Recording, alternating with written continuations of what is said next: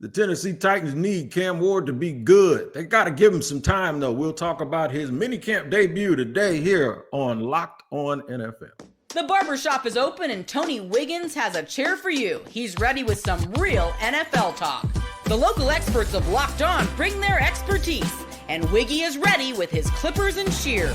Sit down and enjoy. The new Locked On NFL starts now. Locked On Podcast Network. Your team every day. That's a fact. It is your team every day here on Locked On NFL. We thank you for making us your first listen. I am Tony Wiggins, the host of the Locked On NFL podcast, where we take you around the league and give you some of the biggest stories of the day with the help of Locked On NFL experts from around the National Football League. Wherever you subscribe to, make sure you go to that page and check us out, or that site and check us out. Whether you watch or listen, we will be there. Kevin Ostreicher is in the co-pilot seat today as we take you through the National Football League. I'm going to give you a landscape and tell you where we're going. Good story here at the end of the show. The Saints, they give back. We'll discuss that. A-Rod's debut in Pittsburgh, right in the middle. Aaron Rodgers makes his debut and everybody's getting excited and forgetting how much of a jerk he used to be. And the rookie quarterback at minicamp, we are talking about the number one overall pick, Cam Ward. We want to highlight him a little bit because it seems like people forget he was the number one pick. Everybody focuses on Travis Hunter and Shador Sanders. People also seem to forget that on draft night that he was the number one pick because they automatically went to the second pick, which is the Jaguars, because they heard there was going to be a trade. Kevin Ostreicher, we got to start giving Cam Ward a little bit of respect here, don't we? I think we have to. And, there were those storylines during the draft and the I guess lack of attention, if you will, on Cam Ward because everybody was so infatuated with Shador Sanders and in his fall to the 5th round. But look, this is a really talented player who's the number one pick for a reason. The Titans obviously believe that he can help turn their franchise around after some rocky last couple of years. And, the Titans are not a perfect roster right now. It's going to take him a couple of years. It might even take Cam Ward a couple of years because like we've said, Wig, everybody's looking for that rookie CJ Stroud or that rookie Jaden Daniels year. And it's just the reality of the situation. It doesn't always happen. That is not the reality for a lot of teams, right? It usually takes some time for these guys to get acclimated. And look, hey, if you get a year like that from Cam Ward in year one, you're jumping for joy. You're ecstatic over there if you're Tennessee. But to place those expectations, even on a number one pick who's going to have those expectations anyway, you don't want to put too much pressure on him early. You want to let him ease into things. And look, if he takes that opportunity and runs with it, hey, that's great. But you want to make sure you handle it correctly because we've seen examples very recently, Wig, where teams do not do that. Teams put too much pressure on guys and they're just flat out not ready for it. And those careers are over before they begin. You would not be referring to the Jacksonville Jaguars, who I cover, would you? A little bit of what you said is true if you're talking about them because they have not done right by Trevor Lawrence in terms of insulating him with an offensive line and those things and a good system until this year they're going to try and do that. But no, man, I think you're right on something, Kevin, here. But Tyler Roland is all jacked up and excited about Cam Ward down there in Tennessee, and he rightfully so should be. Let's hear what he has to say, and then we'll come back to it. Tennessee Titans mandatory minicamp is here, and I cannot wait to see Cam Ward ball out. Look, we got to let Cam Ward have his room to grow, like I've talked about recently, but you want to see him bounce back from an up-and-down performance at the last open practice that we saw, and all 3 days of minicamp are going to be open to the media. I'd like to see Cam Ward kind of build some positive momentum here going forward towards training camp at the end of July. And I want to see these connections that Cam Ward is developing continue to grow with Calvin Ridley. Which of his rookie pass catchers is going to step up with Chim Dike and Alec Manor, Xavier Restrepo, Gunnar Helm? Cannot wait to see how those guys continue to build on defense. We need to see who steps up. Those linebackers, the young ones, Otis Reese, Cedric Gray, James Williams. In the secondary, a guy like Gabe Judy Lawley seems to be stepping up. Can't wait to watch everything play out. I am previewing mandatory minicamp. Locked on Titans. Check it out tonight. Good job there by Tyler Roland with Locked On Titans. Of course, you can find him also on Locked On NFL AM, the madman, early in the morning, waking you up like a double shot of espresso. I'm going to push back a little bit on him, not really on what he said. Everything he said was factual. However, when you have a rookie quarterback, everyone doesn't come out of the box looking great. I mean, I've seen it. I've seen him over and over again in here in Jaguars camp and around the league. I would sacrifice them coming out and wowing people in shorts at minicamp with them really, even if it looks like they're struggling, but they're learning something. They're not taking L's as losses. They're taking L's as learning. And then when they come around to training camp, I'd rather this process be slow and not judge the quarterbacks just because I have eyes on them. You're watching the process work. And if you get too excited or too down about minicamp, then you might be doing yourself a disservice. I'm going to take us back a couple drafts ago when Jamar Chase was drafted. And there was that whole Penei Sewell versus Jamar Chase debate in Cincinnati, what they wanted to do. I know you remember that one. The Bengals took Jamar Chase. And during offseason workouts, the OTAs, training camp, minicamp, he was dropping everything. You know, he was dropping balls. It was getting national headlines. Everyone said, oh, did they make the wrong decision? Is Jamar going to be a bust? And here we are on June 10th, 2025. Jamar Chase is one of the best, if not the best receiver in the NFL. Mega extension. So it does take time. Here in Baltimore, there was a rep with Kyle Hamilton against an undrafted rookie free agent wide receiver where he got all turned around during their stadium practice. And there was already controversy for him and the Ravens taking a safety. And everyone's like, oh, they took the wrong guy. He's going to be a bust. And here we are. Kyle Hamilton, one of the best players in the NFL, one of the best safeties in the NFL. So, look, I definitely understand what Tyler is saying, where you want to see him at least show something, right? You don't want to have him just completely struggle during these workouts and you're not seeing what you drafted. But at the same time, you also have to kind of factor in that this is the time you want to make mistakes. You don't want to have this stuff happen to you in week 2 of the season when it actually counts. Go experiment a little bit. Go figure out what you can and can't get away with at the NFL level against NFL defenders on your own team, not against NFL defenders. You're playing as the opposition. Man, the thing that kills me is this, and I'm going to piggyback real quick on that Penei Sewell, Jamar Chase. You remember when Detroit was in the NFC Championship game 2 years ago, and the dude dunked the ball off of his face mask and it got picked off, and they could have sealed the game. You know what those people said about Detroit then? Man, they had just taken Jamar Chase. They wouldn't have that problem. See, so what people always do, bro, is they sit here and go, it's right nowism. Like, well, we should have taken this guy. 2 weeks ago, you should have taken that guy. You should have taken that guy. I mean, man, it is crazy. And the other thing is this: you don't want your quarterback whipping the ball around in all of these workouts, and then you get out there in the game, and then you realize the reason why he looked so good in practice is because the rest of the team sucked. We have seen that before too. Seen that right here in Jacksonville. We're going to talk about another rookie quarterback that is not making a whole bunch of noise because maybe he's not getting the opportunities. That is Shador Sanders. I'm going to push back on that a little bit too, because I'm just saying, man, it's just normal. It's normal when they have lines and orders in minicamp. It happens for a reason. We'll discuss that and more in just a second here on Locked On NFL.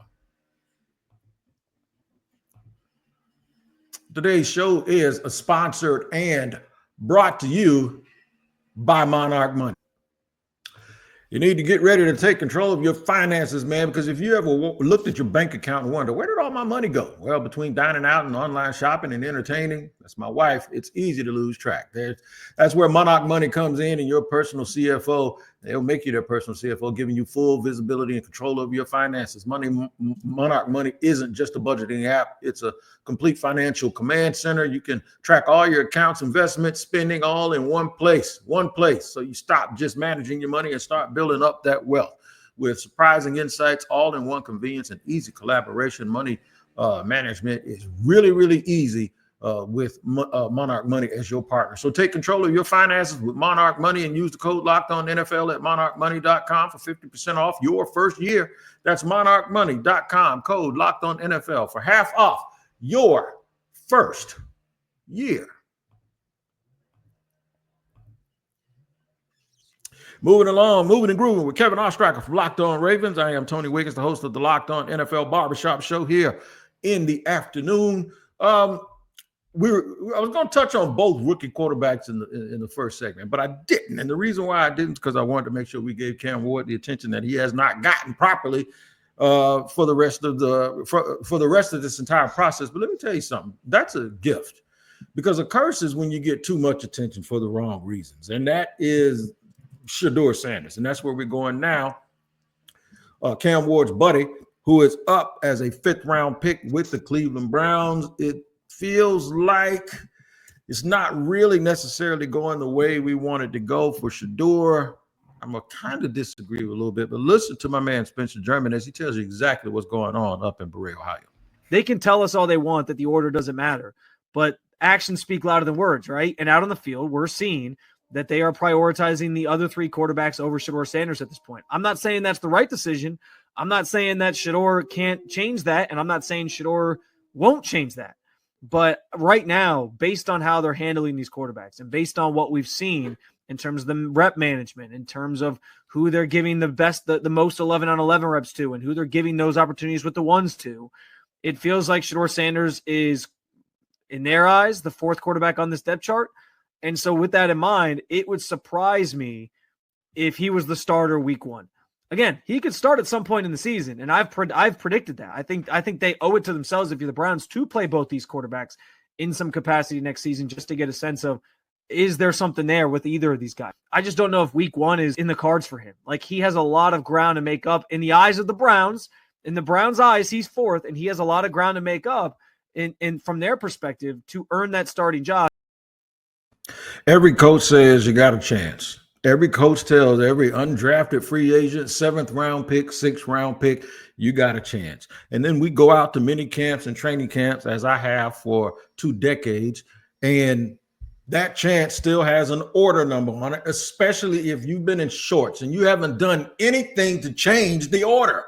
You got veterans, you got rookies. You got rookies that are drafted higher than other rookies. Go to any camp right now. They haven't done anything to change that opinion. Who got the most money? Dillon Gabriel. Who was taken higher? Dillon Gabriel. Why is Shador not in front of him? Because he hasn't done anything to change it yet, because they haven't put him in a position to change anything yet. Isn't that right, Kevin? Yeah, I mean, it's I think just classic order of operations, right? I mean, it's kind of natural here where, I wouldn't be shocked if, Shador got an opportunity in the preseason, he really impresses, and then you reevaluate, right? That's kind of how it goes, where it's what you do with the opportunities. And sure, he's not getting as many or, the high up opportunities that Dillon Gabriel or Joe Flacco or some of these other quarterbacks are getting over there in Cleveland. But, how you dig out of that hole is you do what you can with the reps you are given, which, Shador is trying to do that right now. And then you have the opportunity to move up or down if you do badly, that depth chart. So I think, to me, training camp in the preseason is really going to be, the bread and butter for Shador, him getting the opportunities in the preseason. And even if that is against, 3rd stringers, 2nd stringers, 4th stringers, like if you do well against those guys and you wow your coaching staff, you wow your organization, they are going to reward you. But I'm not shocked that Shador is not getting those reps or as many and is further down on the depth chart, because, it's what's that message? If you take a guy in the 3rd round, then you take a guy in the 5th round, and then, they start from the same place, but you automatically give that 5th rounder reps over to the 3rd rounder. That's not really what happens in the NFL. So I understand what Spencer is saying, where, if you want to see what you got to give the guy reps. But I think that will come in time for Shador. Yeah, and the way that they feel about those 2 guys until it changes, the way that they feel about them is this: they value one person as a 3rd round pick, and they value the other person as a 5th round pick. Now, everybody's going to come down on Cleveland, right? I'm not talking about Spencer. I'm just talking about everyone else. Everybody's going to come down on Cleveland and say what Cleveland is or what Cleveland isn't doing. You know what Cleveland did that 31 other teams in the league didn't do? They picked Shador Sanders, right? And I know they picked him later than all of us thought that they would pick him, but they picked him. By them picking him, that is an opportunity that he did not get anywhere else through 5.5 rounds of being drafted. So how is Cleveland the bad guy when they haven't even put on pads yet? I don't get it. I really don't understand how people could think like that, but I'm not knocking anybody. All I'm saying is we got to keep the main thing. Positions in the NFL are not won or lost when dudes are standing around with shorts on. I mean, your pecking order in training camp is usually determined by the resources that they use to go and pick you. And nothing has usurped any of that yet to the point where we can start saying that a guy is being done wrong or done right in a training camp. Let's go up to Pittsburgh where they have a new quarterback. Of course, we all know who that is. There's a lot to unpack here, man. And I'm glad I got Ostreicher on here to do it today because it affects their division. Let's talk. Listen to Chris Carter. He had a conversation with Aaron Rodgers about what Rodgers can and possibly will do with Pittsburgh as their quarterback. He's there, and there may be some things Aaron Rodgers can do that Arthur Smith may not have been able to do previously with a Russell Wilson and a Justin Fields. And one of those things is throwing in the middle of the field, which Aaron Rodgers is really, really good at. Not only is he good at it, he's also very accurate in the short to medium middle part of the field. That's something that's lacked in this offense for half a decade now? So you're talking about a major disparity that's been a problem with this offense, and to my estimation, has maybe been their biggest Achilles heel in the passing game because they can't exploit the one thing that defenses can take from them, and that's the middle of the field. All right, so Aaron Rodgers obviously is in Pittsburgh today at minicamp for the first time. I'm perplexed and I'm lost about this one, man, because I was the big Aaron Rodgers defender. I mean, for years, I have defended him. He's the most talented quarterback I've ever seen and one of the three best I've ever seen, right?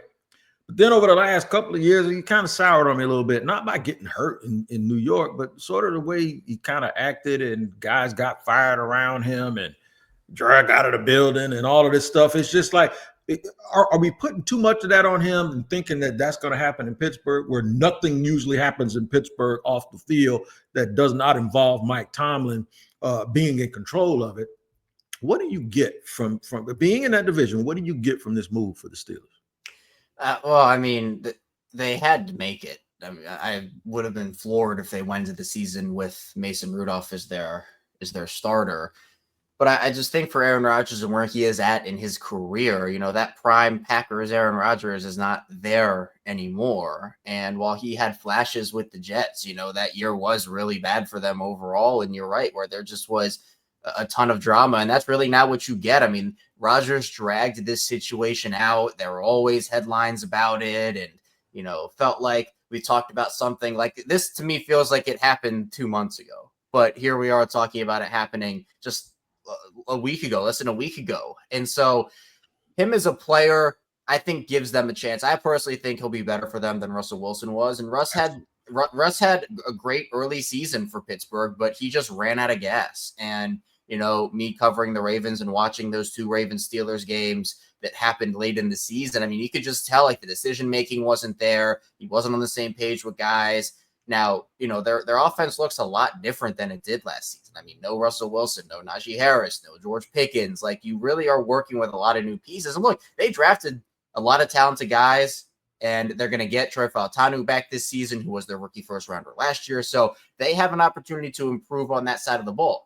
But it just feels like the way that the situation went, Wig, it feels like that I don't want to say reserved, but like that feels like something that happens for guys who are still playing like Aaron Rodgers in his prime.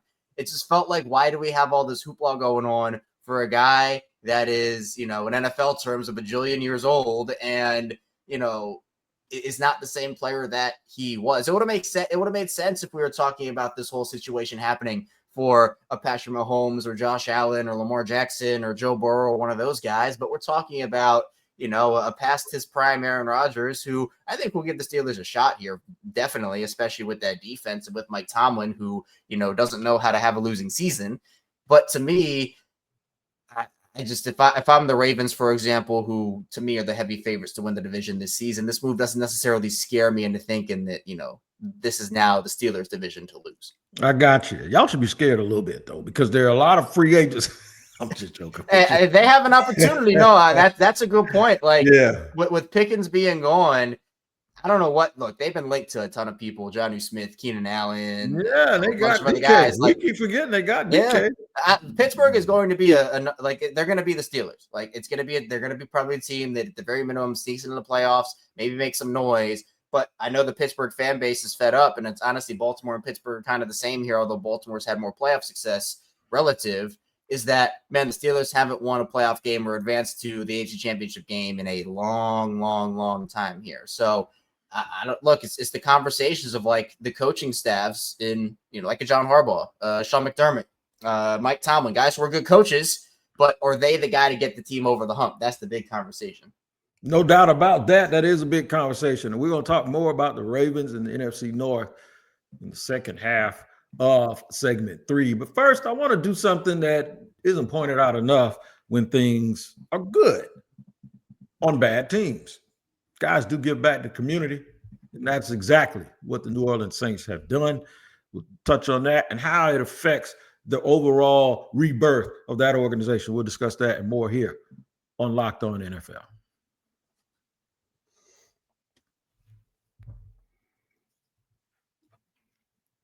All right, it is your team every day here, and we thank you for making us your first listen on Locked On NFL. Kevin Ostreicher has joined me, as he always does, every single Tuesday, and we are glad to have him from Locked On Ravens. We're going to get to the NFC North, but I got to talk about some good stuff. I've been picking at the Saints, saying that they're a terrible roster, and that I love New Orleans, by the way, the city, and their host, Locked On Saints host, Ross Jackson.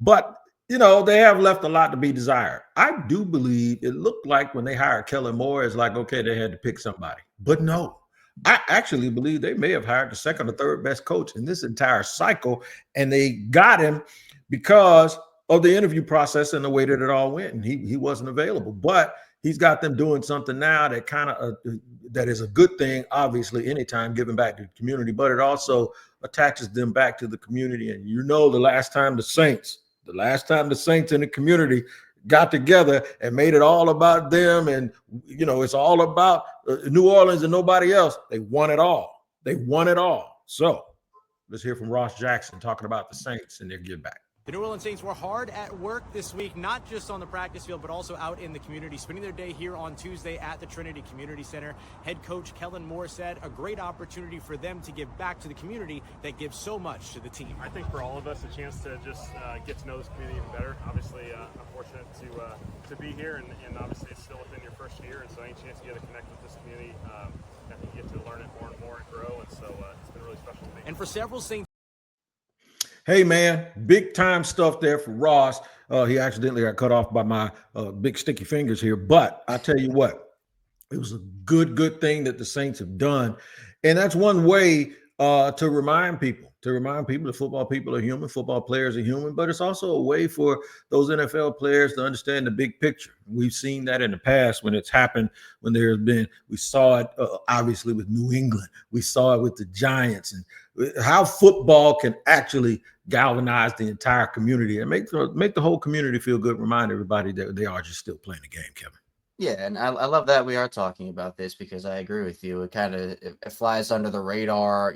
These teams, they're a huge part of the community. And if a coach, a player goes to one of these events and, makes somebody's day, or they have an unforgettable moment with someone, they make a fan for life, not just for the team, but for that particular person. And, I've seen it all over the place, obviously here in Baltimore with the Ravens, but across, the country, across the league, where, these teams give back and they are able to provide opportunities that maybe wouldn't have been there. And it helps, it helps these communities out, and you're able to get that connection. It's not just about, it never is just about the play on the field. Obviously, that's what it comes down to, wins and losses from the actual on-field product, but there is so much more to an organization than that. And so in the community, with these people who root for the team, who are fans of the team, seeing that team come out and then give back to them it makes for all special types of bonds and connections. And it's not just that, it's that these organizations, the players, the coaches, they love doing it. They are entrenched in these communities. These are the places where they live. It has become their home for a lot of different people. And so they want to do what they can to provide what they can for the communities that they now do call home. So I think that for the Saints doing this in this particular instance, or just across the league, it's an incredible thing. And, I hear these stories all the time. You see them online and happening, and every time that they pop up, it brings a smile to my face every time. Shout out to all of the guys around the league, the good guys. My man Tarek, listen, the current NFL Man of the Year resides in Jacksonville, right? And so we understand that the giving is so important. I just think it humanizes. I think it humanizes them. That is Armstead, my man Armstead down here, the defensive lineman. Big time community giver off the field. A lot of people didn't like his on-field production last year because of the way he was used, but the fact that he is who he is off the field, it makes people not even want to criticize that and tell the Jaguars, y'all got to hurry up and get him on the field, man, so he can do some of that work on the field. But the human part of it is real important, especially as guys come and go. Jaire Alexander was let go by Green Bay yesterday after them trying to negotiate. He's going to probably end up with a contender. Some people are saying Philly. Everybody else is sending him and every other big name person that becomes a free agent to the Ravens. We'll get your thoughts on that in just a second. But listen here to Lou DiBiase from the Eagles. He's trying to beat you to the punch, man. Another one of those. See, y'all, those two teams are just sitting back there, them and the Chiefs don't do it much, but they're just sitting there saying, yeah, y'all let them all go. We'll go get them all. Listen to my man Louis from Locked On Eagles. Now that Jaire Alexander has been officially released by the Green Bay Packers, I think he makes a lot of sense for the Philadelphia Eagles defense in 2025. But now that the Packers and Alexander could not agree on a restructure, now I'm intrigued. He's only played in single-digit games each season in the last 2 years. He's missed double-digit games in back-to-back years. He's kind of the Dallas Goedert of defense, right? Amazing elite player when he's on the field, but you just know you can't rely on him. Those things are all still true.